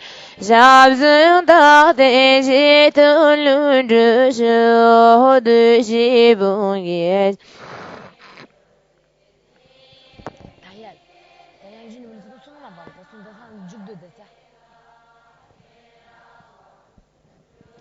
Chögi 잡순다 대시 tulundu쇼 두지 봉기 지미도 지잉잉지 대즈에 비마가시가 키네아와 주죽 바주기지 잡순다 대시 tulundu쇼 두지 봉기 지미도지 닌지들 베마가시가 할기네아와 주죽 바주기 잡순다 대시 tulundu쇼 두지 봉기 지미도지 닌지들 베마가시가 할기네아와 주죽 바주기지 잡순다 대시 tulundu쇼 두지 봉예지 닌지들 베마가시가 키라와 주죽 바주기지 쇼두지 봉예지 미들지지 닌지들 베마가시가 할기네아와 주죽 바주기지 잡순다 대시 룬두유슈 라마구 감살라 솔와데 주드유구지 솔와데 칠레다르 뭐가나 dalwa midbre jingilo bande juene temba jinbi gibunam gute gelse den güreci şunga çimboray dungal simche darge şu kalba şu asami şedun zici jugüreci savyela me gute temba kanyam yungla dike junga dang da se malu so sa dipjan girdönüm ki gobandu barashu kiwa gundu yanda lama dalmi chuki bella longchu ji sa dalam ki yunde rapsu durji thoishu gong me din sa inbe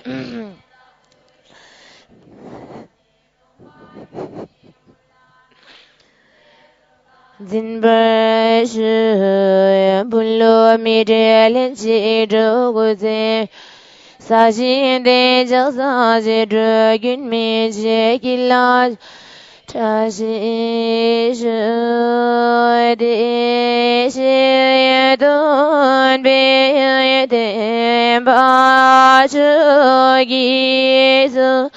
예배주유다드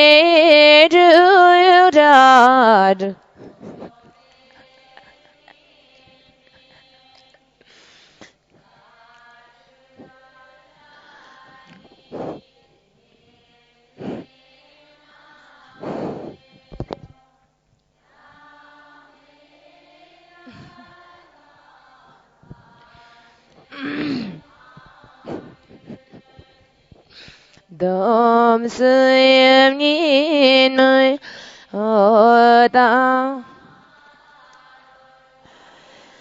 thời sam goy be ti sa zi be chỉ đến gì về mỗi giờ chỉ ăn gì yang bên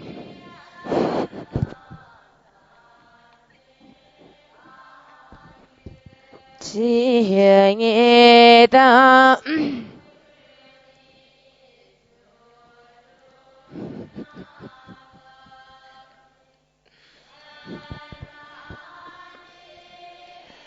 人间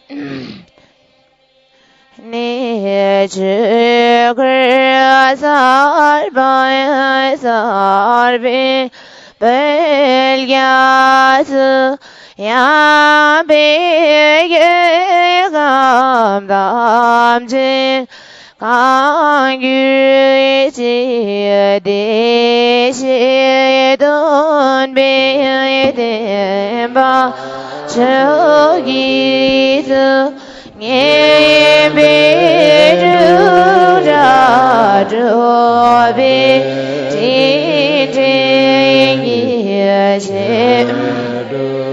자기 인지 남벨와 양배게 감담지 강유지 dom스민의 오다다주시 더 이상 보이비지상 진비지den지 배모이소야지야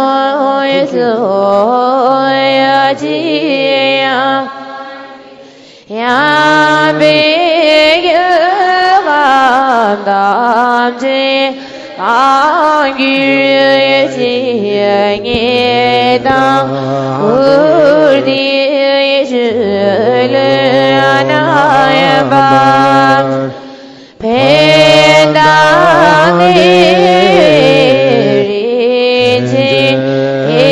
예비니 주역을 살바야 살비베 야야미게 감당지 아규지에 대시돈 비에 대바 저기에서 예비주자 조비 지대기야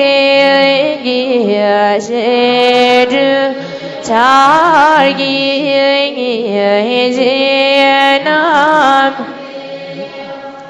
야비게 감담지 강유지에 dom승인의 오야다다르시 더 이상 보내지에다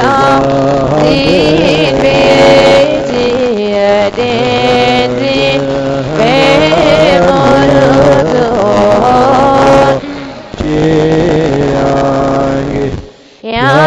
양비게 감담지 강유지행이다 우리 주를 나바지 배